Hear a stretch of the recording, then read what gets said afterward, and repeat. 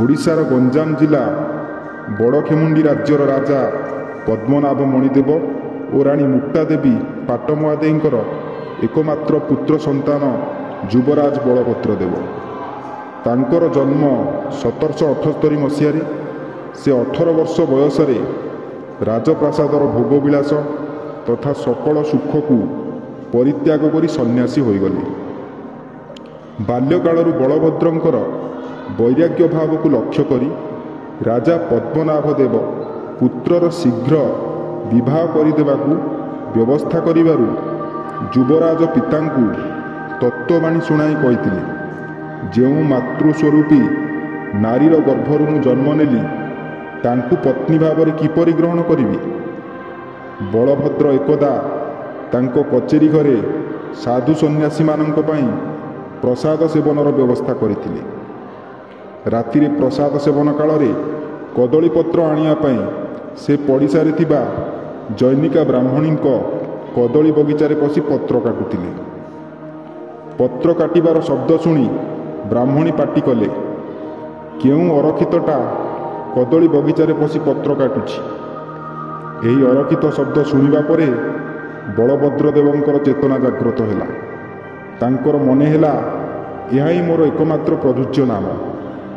ସେହି ଦିନରୁ ବଳଭଦ୍ର ପରିବର୍ତ୍ତେ ସେ ବହନ କଲେ ଅରକ୍ଷିତ ନାମକୁ ଏବଂ ସନ୍ନ୍ୟାସୀ ବ୍ରହ୍ମ ଅବଧୂତ ଅରକ୍ଷିତ ଦାସ ଭାବରେ ପରିଚିତ ହେଲେ।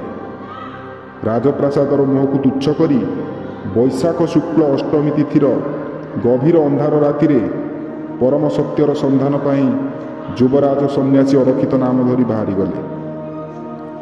କେରାଣ୍ଡିମାଳ ପାହାଡ଼ ଗୁମ୍ଫାରୁ ଚିତ୍ରକୂଟ, ଯୋଗୀ ଗୁମ୍ଫା, ଶ୍ରୀକ୍ଷେତ୍ର, ଅନ୍ଧାରୁଆ ଓ ଧଉଳି ଦେଇ ଖଣ୍ଡଗିରି ପାହାଡ଼କୁ ଆସି କିଛି ଦିନ ସାଧନାରତ ହେଲେ।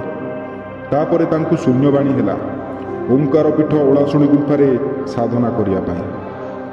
ମହିମା ମଣ୍ଡିତ କ୍ଷେତ୍ର ଓଳାଶୁଣୀ ପାହାଡ଼ କେନ୍ଦ୍ରାପଡ଼ାର ଜମିଦାର ରାଧାଶ୍ୟାମ ନରେନ୍ଦ୍ର ଦେବଙ୍କର ଜମିଦାରୀ ଅନ୍ତର୍ଗତ ଥିଲା।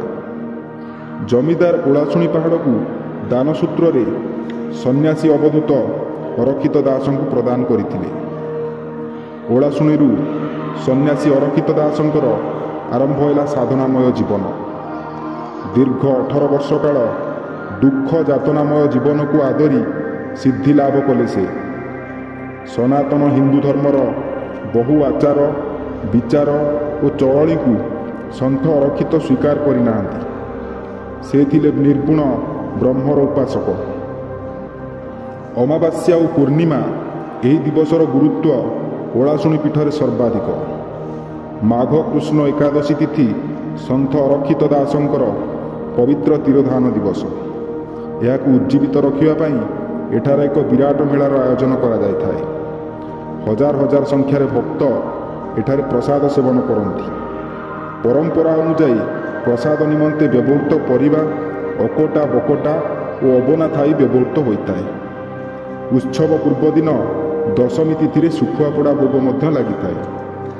ଦଶମୀ ଓ ଏକାଦଶୀ 2 ଦିନ ଭକ୍ତମାନେ ପୋଡ଼ପିଠା ଭୋଗ ନେଇ ଆସନ୍ତି। ଏହି ପୁଣ୍ୟପୀଠରେ ପୋଡ଼ପିଠା, କାଞ୍ଜି ଏବଂ ଶୁଖୁଆ ନୈବେଦ୍ୟ ଭାବେ ଗୃହୀତ ହୋଇଥାଏ। ସନ୍ଥ ଅରକ୍ଷିତ ଜନସମାଜର କଲ୍ୟାଣ ନିମନ୍ତେ ନିଜକୁ ଉତ୍ସର୍ଗ କରିଯାଇଛନ୍ତି। ଏହି ସତ୍ୟସନ୍ଧାନୀ ସଂସ୍କାରକ ସନ୍ଥ 1837 ମସିହା କୃଷ୍ଣପକ୍ଷ ଏକାଦଶୀ ତିଥିରେ ଇହଲୀଳା ସମ୍ବରଣ କରିଥିଲେ। ସେ ଆଜି ନାହାନ୍ତି ସତ, ହେଲେ ଏହି ପୁଣ୍ୟଭୂମି ଓଳାଶୁଣୀ ସମାଧିପୀଠ ଜାତି ଅଜାତି ଖାଦ୍ୟ ଅଖାଦ୍ୟର ଭେଦଭାବକୁ ଦୂରେଇ ସମନ୍ୱୟର ପ୍ରତୀକ ପାଲଟିଛି।